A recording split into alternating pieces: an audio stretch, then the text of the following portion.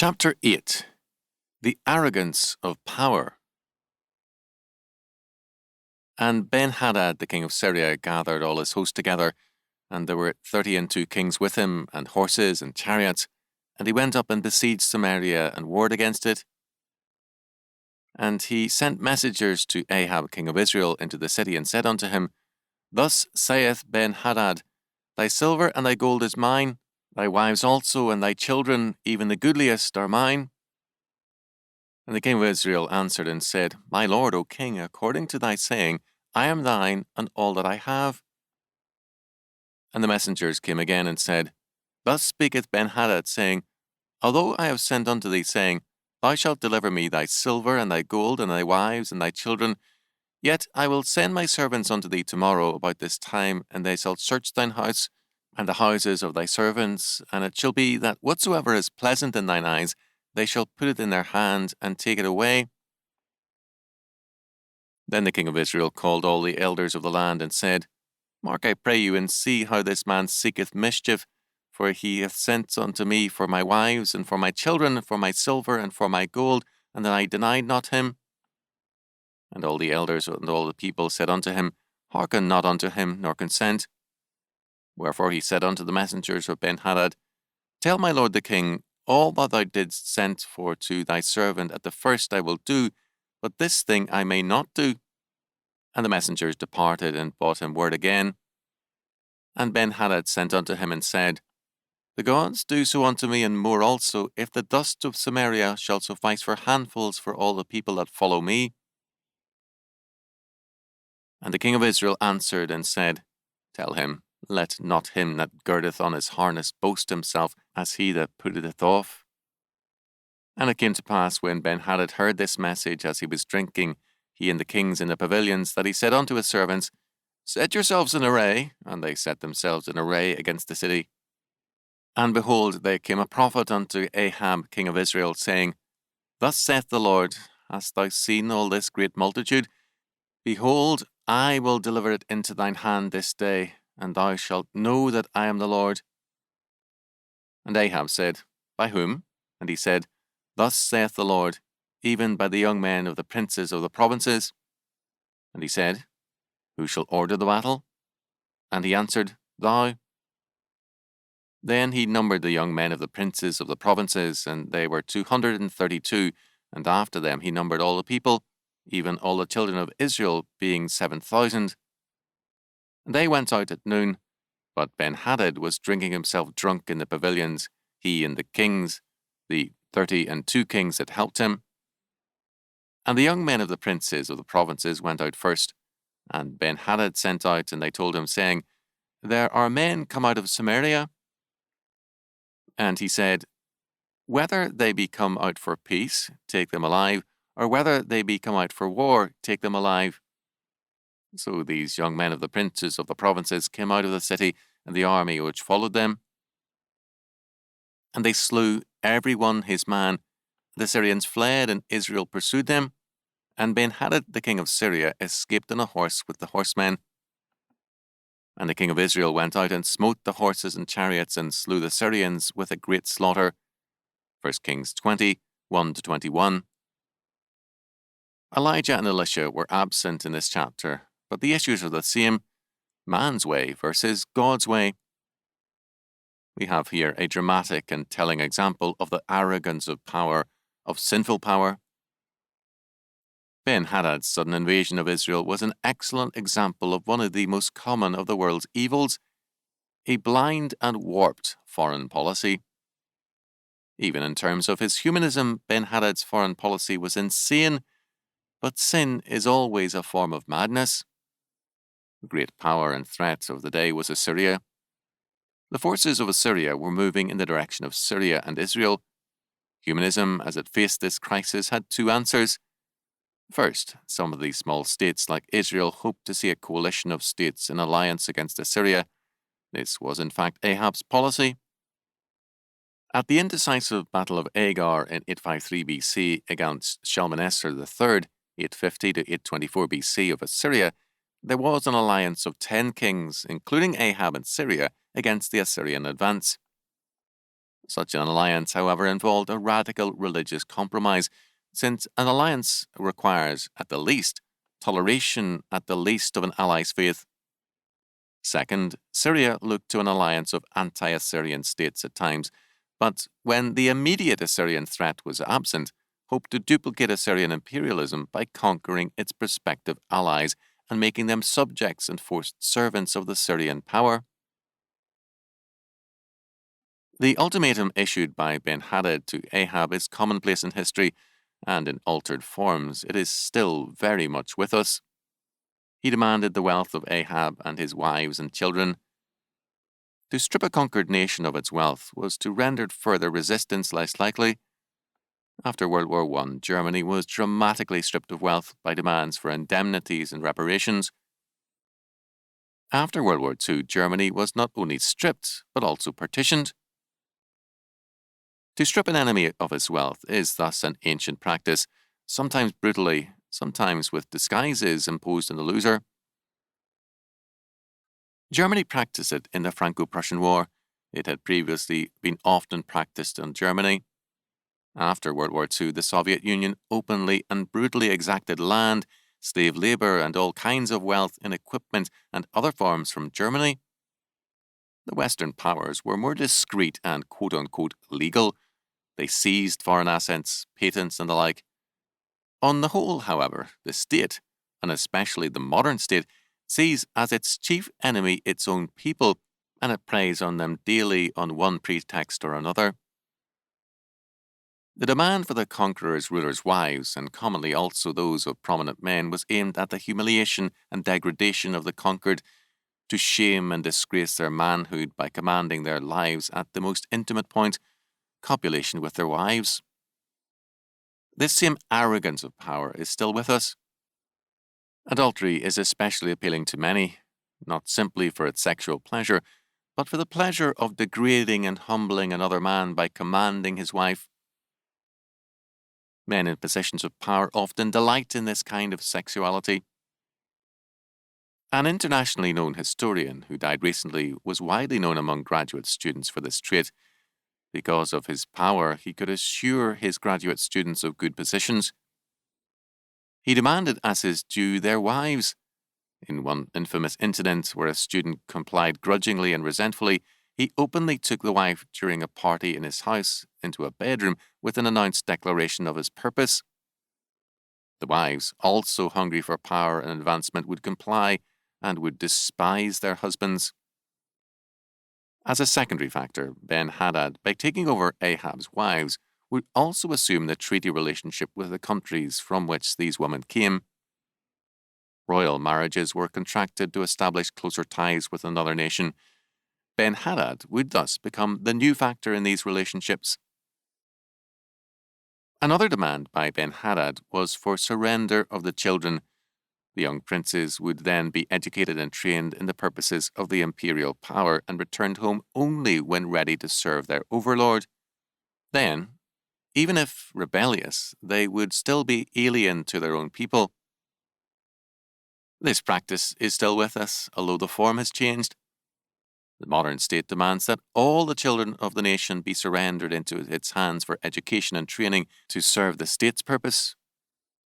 Not surprisingly, most of these children become enemies of their own parents and rebellious against them. The arrogance of power is still with us. Ben-Hadad is now our elected and appointed officer of state. Assyria and Ben-Hadad had trapped Ahab within the walls of Samaria with only 7,000 fighting men, whereas Assyria and its subject states had far in excess of 100,000 men. Ahab thus surrendered to this initial demand without waiting to put it into effect. Ben-Hadad also demanded the right for his servants, that is, all his troops, to loot the city at will and without resistance. Instead of Ahab's wealth, wives, and children being sent out to Ben-Hadad, the city would have to be open to the Syrian forces to plunder as they pleased. At this point, Ahab and the elders of Israel resisted. Ben-Hadad made his intention to destroy them all quite clear. Ahab responded with a proverb, "Let not him that girdeth on his harness, or armour, boast himself as he that putteth it off. Only now, when a stand had been decided on, did the Lord act. A prophet appeared to give promise of victory and to offer a plan. 232 young princes, acting as commanders, were to go out. The immense Syrian army did not take them seriously, and the drunken Ben-Hadad stupidly ordered them to be taken alive and brought to him. To take a fighting man alive is a serious disadvantage. Ahab's 7,000 quickly joined them, and the leaderless Syrian army collapsed into panic and a disorderly flight. Quote, And the prophet came to the king of Israel and said unto him, Go, strengthen thyself and mark, and see what thou doest. For at the return of the year the king of Syria will come up against thee. And the servants of the king of Syria said unto him, Their gods are the gods of the hills, therefore they are stronger than we. But let us fight against them in the plain, and surely we shall be stronger than they. And do this thing, take the kings away, every man out of his place, and put captains in their rooms, and number thee an army, like the army that thou hast lost, horse for horse, and chariot for chariot, and we will fight against them in the plain, and surely we shall be stronger than they. And he hearkened unto their voice, and did so. And it came to pass at the return of the year that Ben-Hadad numbered the Syrians and went up to Aphek to fight against Israel. And the children of Israel were numbered, and were all present, and went against them. And the children of Israel pitched before them like 2 flocks of kids, but the Syrians filled the country. There came a man of God, and spake unto the king of Israel, and said, Thus saith the Lord, because the Syrians have said, The Lord is the God of the hills, but he is not the God of the valleys. Therefore will I deliver all this great multitude into thine hand, and ye shall know that I am the Lord. And they pitched one over against the other 7 days. And so it was, that in the 7th day the battle was joined, and the children of Israel slew of the Syrians 100,000 footmen in 1 day. But the rest fled to Aphek into the city, and there a wall fell upon 27,000 of the men that were left. And Ben-Hadad fled, and came into the city into an inner chamber. And his servants said unto him, Behold now, we have heard that the kings of the house of Israel are merciful kings. Let us, I pray thee, put sackcloth on our loins and ropes upon our heads, and go out to the king of Israel. Peradventure he will save thy life. So they girded sackcloth on their loins, and put ropes on their heads, and came to the king of Israel, and said, Thy servant Ben-Hadad saith, I pray thee, let me live. And he said, Is he yet alive? He is my brother. Now the men did diligently observe whether anything would come from him, and did hastily catch it. And they said, Thy brother Ben-Hadad. Then he said, Go ye, bring him. Then Ben-Hadad came forth to him, and he caused him to come up into the chariot. And Ben-Hadad said unto him, The cities which my father took from thy father I will restore, and thou shalt make streets for thee in Damascus, as my father made in Samaria. Then said Ahab, I will send thee away with this covenant. So he made a covenant with him, and sent him away. 1 Kings 20, 22-34. The household officials of Ben-Hadad could not blame their king for his drunkenness as the cause of his defeat. Instead, they blamed the 30 vassal kings and suggested that they be replaced by military officers. Moreover, they declared that the locale of the battle was the problem. The gods of Israel were gods of the hills, and the battle was fought in the hills, whereas a battle in the plains would give Syria superiority. We know that God took great offense at this view. Verse 28. What was involved? Men in the Near East did not deny the existence of some great God behind all things. Rather, they doubted that such a God would be involved in history. The world was dominated by kings who were potential gods and hence divine kings. Behind them were various spirit forces or gods, kings who had preceded them, who controlled their particular area and nation. The king and the nation were the property of the god and could be the god's children. Ben-Hadad means son of Hadad. Hadad, meaning thunderer, was a Syrian god. Ben-Hadad was thus the son and protege of his particular Baal or lord, even as Ahab was the child of his Baal. This theology was humanism. It made the gods into rulers of creation, and the gods were divinized men. Zeus among the Greeks was a dead king, and the location of his grave was known. God's anger against this theology was not only because it was false, but also because it made creation subject to the control of man. Ahab's foreign policy had as its premise this same belief that man's way could determine history. In two great miracles, the Lord was confounding Syria and demonstrating to Ahab that it was not man's might or way, but the Lord alone who gives the victory and determines history, a lesson Ahab refused to accept. The defeat of Syria was dramatic. 100,000 foot soldiers were killed. Ahab, faced with an army in flight, seeking refuge within its walls, apparently closed the city gates, perhaps at Ben-Hadad's orders, after the king found shelter with the royal guards. The panic-filled army brought down the walls as they struggled to surmount them, and another 27,000 were killed. The city was now defenseless. Ben-Hadad's counselors suggested an attempt to evoke Ahab's mercy. Ahab, dedicated to his dream of an alliance, would prefer Syria as an ally to an enemy or a subject state. Hence, they approached with a show of humility as men under sentence of death and with a rope around their necks. Ahab called Ben-Hadad brother and insisted on a covenant or alliance. But to make a covenant with Ben-Hadad was to deny the covenant with Jehovah. It meant trusting Syria rather than the Lord. It was thus not only an act of apostasy, but of open contempt for God's person and his miraculous victories. Ahab was saying that Syria offered him better protection against Assyria than did the Lord. Ahab acted in faith, albeit not faith in the Lord, but in his own strategy. And a certain man of the sons of the prophets said unto his neighbour in the word of the Lord, Smite me, I pray thee. And the man refused to smite him. And said he unto them, Because thou hast not obeyed the voice of the Lord, behold, as soon as thou art departed from me, a lion shall slay thee. And as soon as he was departed from him, a lion found him and slew him. Then he found another man and said, Smite me, I pray thee. And the man smote him, so that in smiting he wounded him. So the prophet departed and waited for the king by the way, and disguised himself with ashes upon his face. And he said, Thy servant went out into the midst of the battle, and behold, a man turned aside and brought a man unto me, and said, Keep this man, if by any means he be missing, then shall thy life be for his life, or else thou shalt pay a talent of silver. And as thy servant was busy here and there, he was gone. And the king of Israel said unto him, So shall thy judgment be, thyself hath decided it. And he hasted and took the ashes away from his face, and the king of Israel discerned him that he was of the prophets. And he said unto him, Thus saith the Lord, Because thou hast let go out of thy hand a man whom I appointed to utter destruction, therefore thy life shall go for his life, and thy people for his people.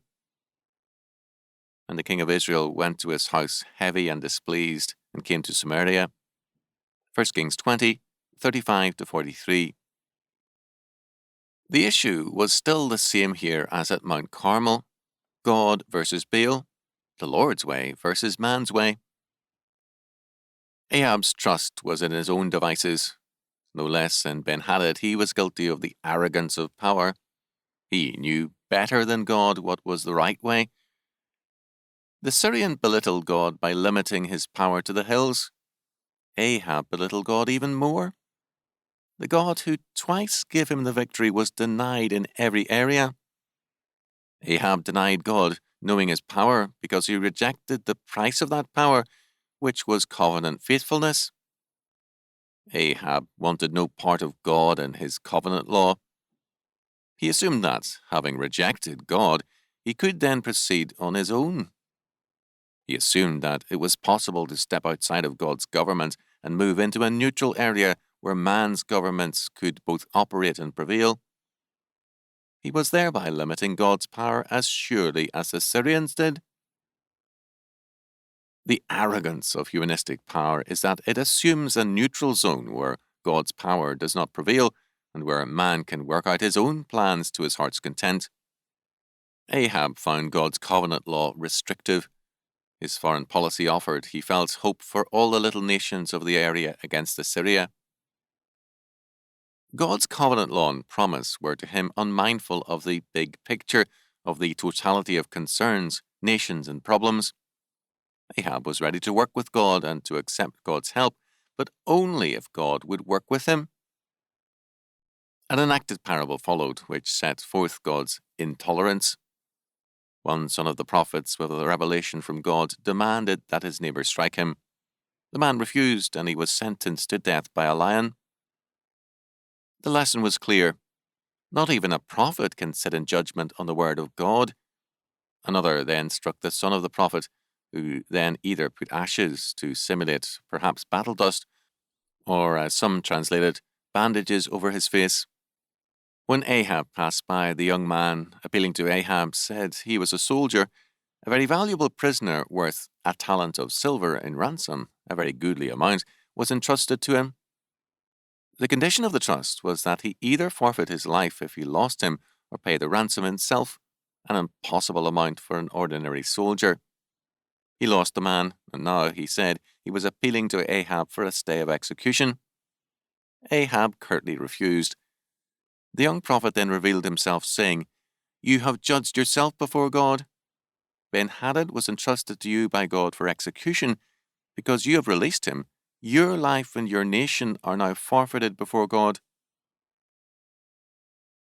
To read this chapter without reference to current affairs is to sin. Men and nations today operate as though most of the world were a morally neutral zone in which man's way and wisdom can prevail. As a result, they are antinomian and faithless to the covenant. The terms of God's covenant are God's law. Where there is no covenant, there is nothing but judgment. The two basic aspects of a covenant are, first, the shedding of blood, Hebrews 9:16-20, and second, law. The blood signifies the death penalty for violation of the covenant law, and the law is the terms of the covenant. God in His grace provides Jesus Christ as our covenantal head. His death is the satisfaction of the covenant law and our restoration into covenant fellowship. We are now given the spirit of obedience to delight in God's law, and the Spirit is joy within us that the blood of Jesus Christ has redeemed us from rebellion into faith and obedience. The modern-day Ahabs are all around us, in pulpit and pew, and in offices of state. They will be judged no less than were Ahab and Jezebel.